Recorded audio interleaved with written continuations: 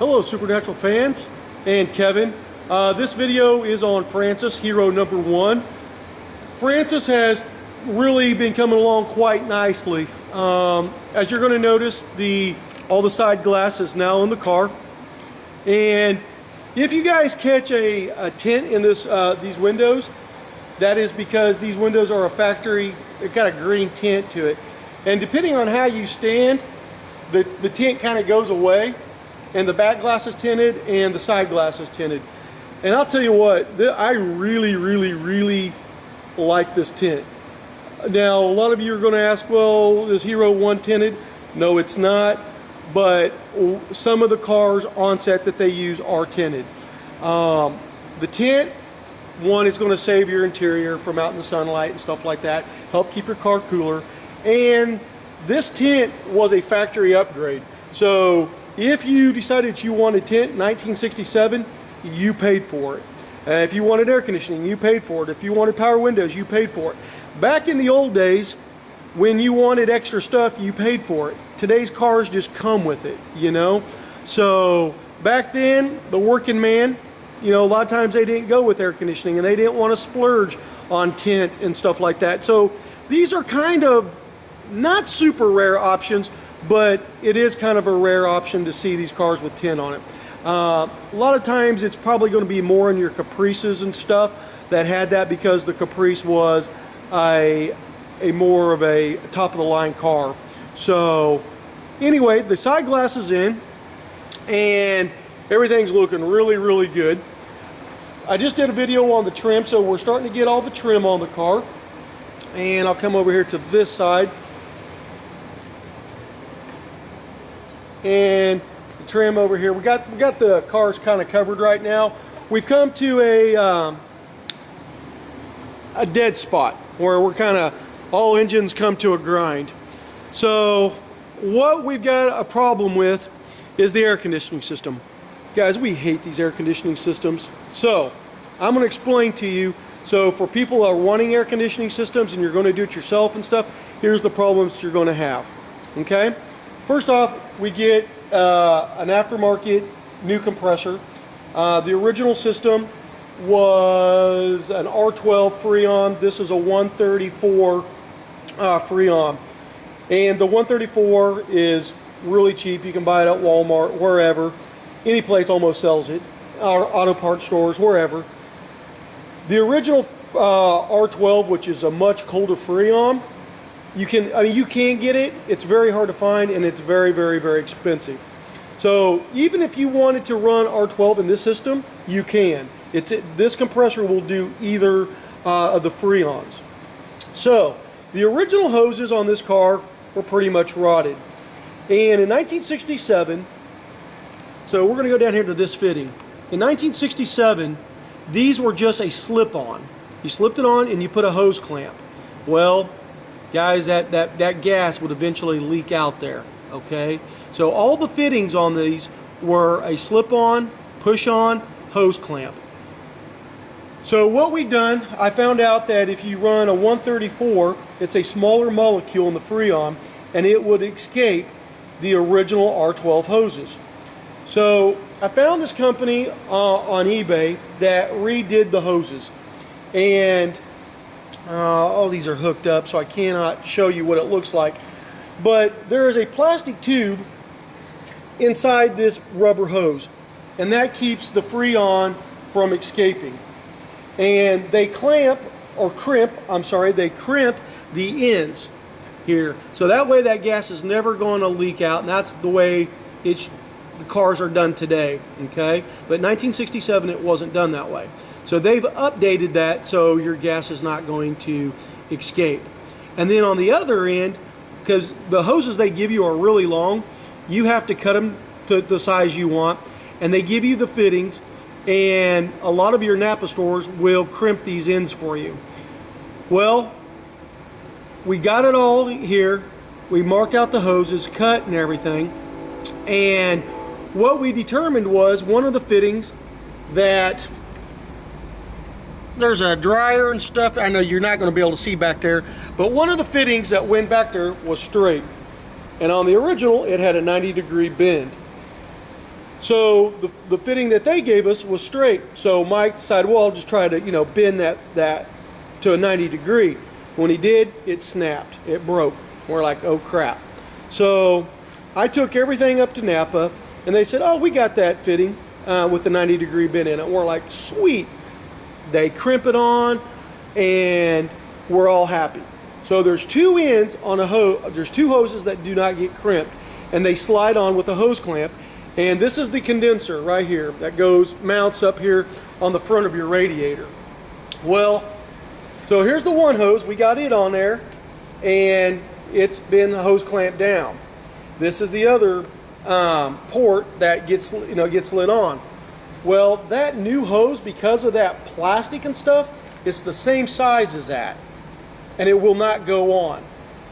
So I called the manufacturer up and talked to them. They're like, oh, you just slit it, with an X-Acto knife inside, and you oil it up, and then you got to really push, but it'll go on there. Guys, me, Don, and Mike, all three of us working, trying to get that hose on there. We probably worked on it, I'm not kidding you, 2.5 hours, and it just would not go on. And so finally I said, fuck it. I grabbed everything, I went back down to Napa, and I said, we need a bigger hose. And now remember that piece I was telling you had the 90 degree bend in it? That was the one that bolts up back there. And basically that fitting would now been too small for the bigger size hose. But we needed the same size pipe or whatever to go back into the dryer / evaporator. And they said, well, let's see if we can even get a fitting that will go down to that, and they could get one. So, but it had to be ordered, and it takes 3 to 4 days to come in. So once that comes in, we'll be able to hook it back to where it needs to go, and then it will slide over here and we'll hose clamp it. So that's why we are dead in the water, okay? Because we can't get the system back together until we get that one hose. So a lot of you are going to ask, is this system worth it, these hoses and stuff? It really is. It's a nice setup. It's just that one hose was the wrong size. And we're working on to get that. I'm going to call the manufacturer, try to get it worked out. Hopefully they can adjust their system so anybody else that wants to buy this. In the meantime, we've got, I think, 3 other cars that we're going to do air conditioning on. We'll just already have that hose set up through Napa, and it'll be bada bing, bada boom. So and then I think this system here is like $260, $300, $240, somewhere in there, anywhere from $240 to $300. And what you get this manifold here, you get all this, the dryer, it comes everything, which bolts here on the back of your compressor. And then you get your hoses, you get your crimped lines, and then you get the other fittings to get crimped. So really nice system. Once we get everything worked out, but it will keep everything updated, and it'll keep the Freon from escaping the car. So that is where we're kind of come into a problem with the car, and that's how come we're dead in the water. But the rest of the car's coming along. We've got the bumper on. It's not tightened down. We got to adjust it and all that stuff. But the corner lights are now in. We have the window washer fluid squirters, they're in. Everything's all getting hooked up, looking really, really nice. The rear bumper, I'll come back here. It's on. We don't have it lined up yet, so it's just sitting up there and semi-tightened down. The trunk piece that goes back here, we have to paint the inside, and we're going to put the new emblem in. So that will all be done here pretty soon. The car still has to be wet sanded, polished, so on top, and I think the front fenders. So that's how come the side trim is not on the car right there. So, but the car is looking really, really nice. And had our air conditioning system worked, where we did not have to redo the hoses and stuff on that one line, this thing would be sitting down at the exhaust shop right now, be getting the exhaust put on it. But because of that problem, everything just kind of came to a screeching halt. So, we did get the windows put in and everything. So, like I said, it's looking really good. I'll just kind of show you the inside. As soon as this thing comes back from the exhaust shop, it will be down to the alignment shop, and then pretty much, because we'll have pretty much all of our stuff done, so we go down to the upholster shop, get done, and then it starts the test driving and all that stuff. So we got a few things to put together on the dash, like we got to paint the glove box and the vents for the AC, the corners and stuff like that. I think we got to paint the ashtray. A few little things. We got to dye the B-pillar post and the kick panels, and I think that's it. So, but these are all new rubber seals into the vent windows. We got, the kits do not come with this seal here. It's a window felt, and we didn't really realize that. So Kevin ordered new felts, and that's all in and works beautiful. Michael adjusted the windows, so everything rolls up and down, lickety split, no problems. Everything fits like it should.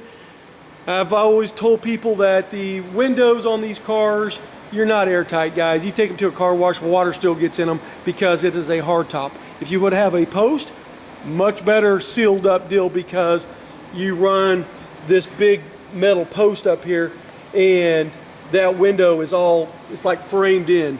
So a post is a quieter car running down the road than a hardtop. Hardtops, you still get air blowing in and stuff like that, and that's just the nature of the beast for having a hardtop. So I'm trying to think, is there anything else that I need to talk about this car until, I think that's about it. Oh, we got the new mirror on. So we put a brand new side mirror on her, and like I said, she's looking really, really good. Windshield wipers have been put on, new blades, everything.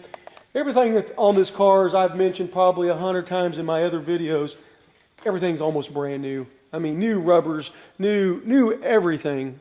Hoses, engines completely rebuilt, transmissions completely rebuilt, Hotchkiss race suspension, pause traction, race disc brakes, you know, the drilled and slotted rotors, and I mean, this thing this is better than one.